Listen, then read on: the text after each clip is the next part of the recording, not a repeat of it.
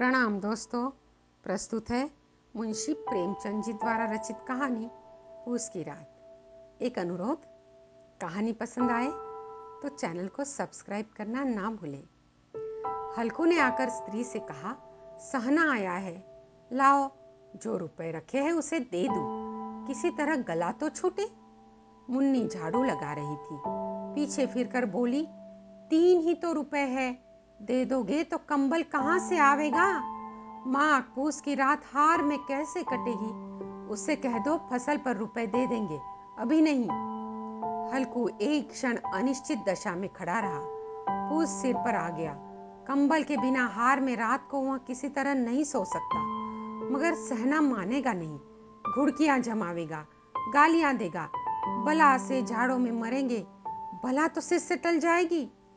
यह सोचता हुआ वह अपनी भारी भरकम डिल डॉल लिए हुए, जो उसके नाम को झूठा सिद्ध करता था, स्त्री के समीप आ गया और खुशामद करके बोला, ला, दे दे, गला तो छूटे, कंबल के लिए कोई दूसरा उपाय सोचूंगा। मुन्नी उसके पास से दूर हट गई और आंखें तरेरती हुई बोली, कर चुके दूसरा उपाय, जरा सुनूं कौन सा उपाय करोगे? कोई खैरात दे देगा क्या कंबल? न जाने कितनी बाकी है जो किसी तरह चूकने में ही नहीं आती।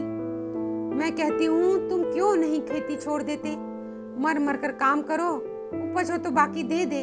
चलो छुट्टी हुई, बाकी चुकाने के लिए ही तो हमारा जन्म हुआ है। पेट के लिए मजूरी करो, ऐसी खेती से बाज आए। मैं रुपए न दूंगी, न दूंगी। हल्कू उदास होकर बोला, तो क्या गाली खाऊं? मुन्नी ने तड़प कर कहा, गाली क्यों देगा? क्या उसका राज है? मगर यह कहने के साथ उसकी तनी हुई भौहें ढीली पड़ गई। हल्कू के इस वाक्य में जो कठोर सत्य था, वह मानो एक भीषण जंतु की भांति उसे घूर रहा था। हल्कू ने रुपए लिए और इस तरह बाहर चला गया मानो अपना हृदय निकाल कर देने जा रहा है। उसने मजूरी से एक एक पैसा काटकर 3 रुपए कंबल के लिए जमा किए थे। ब्याज निकले जा रहे थे। एक एक पग के साथ उसका मस्तक अपनी दीनता के भार से दबा जा रहा था। पूस की अंधेरी रात, आकाश पर तारे ठिठुरते हुए मालूम होते थे। हल्कू अपने खेत के किनारे ऊख के पत्तों की छतरी के नीचे बांस के खटोले पर अपनी पुरानी चादर ओढ़े कांप रहा था। खाट के नीचे उसका संगी कुत्ता जबरा पेट में मुंह डाले सर्दी से कूं कूं कर रहा था। 2 में से एक को भी नींद न आती थी। हल्कू ने हाथ निकालकर जबरा की ठंडी पीठ सहलाते हुए कहा, कल से मत आना मेरे साथ, नहीं तो ठंडे हो जाओगे। यह रांड पछुआ न जाने कहां से बर्फ लिए आ रही है। उठो, फिर एक चिलम भरू, किसी तरह रात तो कटे। 8 चिलम तो पी चुका। यह खेती का मजा है। और एक एक भाग्यवान ऐसे पड़े हैं जिनके पास जाड़ा जाए तो गर्मी से घबरा कर भागे। मोटे मोटे गद्दे, लिहाफ, कंबल, मजाल है जाड़े का जो गुजर जाए। तकदीर की खूबी है, मजूरी हम करें, मजा दूसरे लूटेंगे। हल्कू उठा और गड्ढे में से जरा सी आग निकालकर चिलम भरी। झबरा भी उठ बैठा। हल्कू ने चिलम पीते हुए कहा, पिएगा चिलम? झाड़ा तो क्या जाता है, हाँ जरा मन बहल जाता है। झबरा ने उसके मुंह की ओर प्रेम से छलकती हुई आंखों से देखा। हल्कू आज और झाड़ा खा ले, कल से मैं यहाँ पुआल बिछा दूंगा, उसी में घुस कर बैठना, तब झाड़ा न लगेगा। सहसा झबरा ने किसी जानवर की आहट पाई। इस विशेष आत्मीयता ने उसमें एक नई स्फूर्ति पैदा कर दी थी, जो हवा के ठंडे झोंकों को तुच्छ समझती थी। वह झटपट उठा और छतरी के बाहर आकर भौंकने लगा। हल्कू ने उसे कई बार चुमकार कर बुलाया, पर वह उसके पास न आया। हार कर चारों तरफ दौड़ दौड़ कर भौंकता रहा।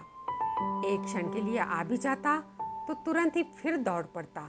कर्तव्य हृदय में अरमान की भांति उछल रहा था। 1 घंटा और गुजर गया। रात ने शीत को हवा में धधकाना शुरू कर दिया। हल्कू उठ बैठा और दोनों घुटनों को छाती से मिलाकर सिर को उसमें छिपा लिया।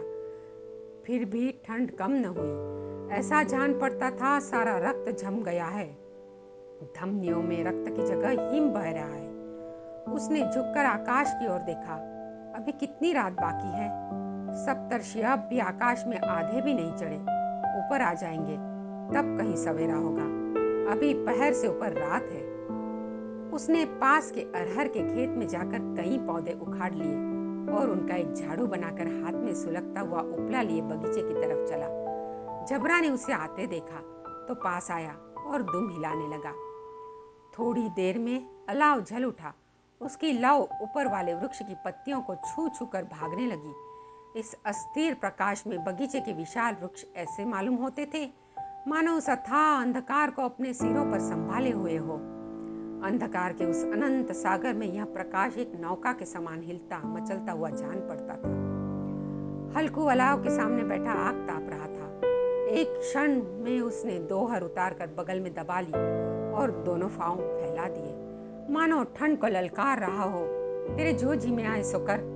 ठंड की असीम शक्ति पर विजय पाकर वह विजय गर्व को हृदय में छिपा न सकता था। पत्तियां जल चुकी थी। बगीचे में फिर अंधेरा छाया था। राख के नीचे कुछ कुछ आग बाकी थी जो हवा का झोंका आ जाने पर जाग उठती थी, पर एक क्षण में फिर आंखें बंद कर लेती थी। हल्कू ने फिर चादर ओढ़ ली और गर्म राख के पास बैठा एक गीत गुनगुनाने लगा।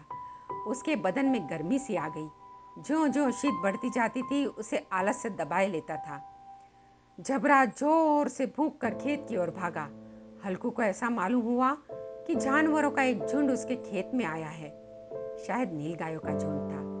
उनके कूदने दौड़ने की आवाजें साफ कान में आ रही थी। फिर ऐसा मालूम हुआ कि वह खेत चर रही है। उनके चरने की आवाज चर चर सुनाई देने लगी। उसने दिल में कहा, नहीं, जबरा के होते कोई जानवर खेत में नहीं आ सकता। नोच ही डाले, मुझे भ्रम हो रहा है। कहाँ, अब तो कुछ नहीं सुनाई देता। मुझे भी न जाने कैसा कैसा धोखा हुआ। उसने जोर से आवाज लगाई, जबरा जबरा। जबरा भौंकता रहा, उसके पास ना आया। फिर खेत में चरे जाने की आहट मिली। अब वह अपने को धोखा न दे सका। उसे अपनी जगह से हिलना जहर लग रहा था। कैसा दंदाया हुआ बैठा था। इस झाड़े पाले में खेत में जाना, जानवरों के पीछे दौड़ना अशुद्ध जान पड़ा। वह अपनी जगह से न हिला। उसने जोर में आवाज लगाई, होली होली होली। जबरा फिर भौंक उठा। जानवर खेत चर रहे थे। फसल तैयार है।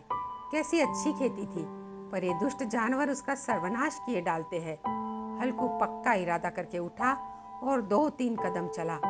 एकाएक हवा का ऐसा ठंडा चुभने वाला बिच्छू के डंक सा झोंका लगा कि वह फिर बूझते हुए अलावा के पास आ बैठा और राख को कुरेद कर अपनी ठंडी देह को नरमाने लगा। वह उसी राख के पास गर्म जमीन पर चादर ओढ़कर सो गया। जबरा अपना गरा फाड़े डालता था। नील गाय खेत का सफाया किए डालती थी और हल्कू गर्म राख के पास शांत बैठा हुआ था। अकर्मण्यता ने रस्सियों की भांति उसे चारों तरफ से जकड़ रखा था। सवेरे जब उसकी नींद खुली तब चारों तरफ धूप फैल गई थी और मुन्नी कह रही थी, क्या सोते ही रहोगे?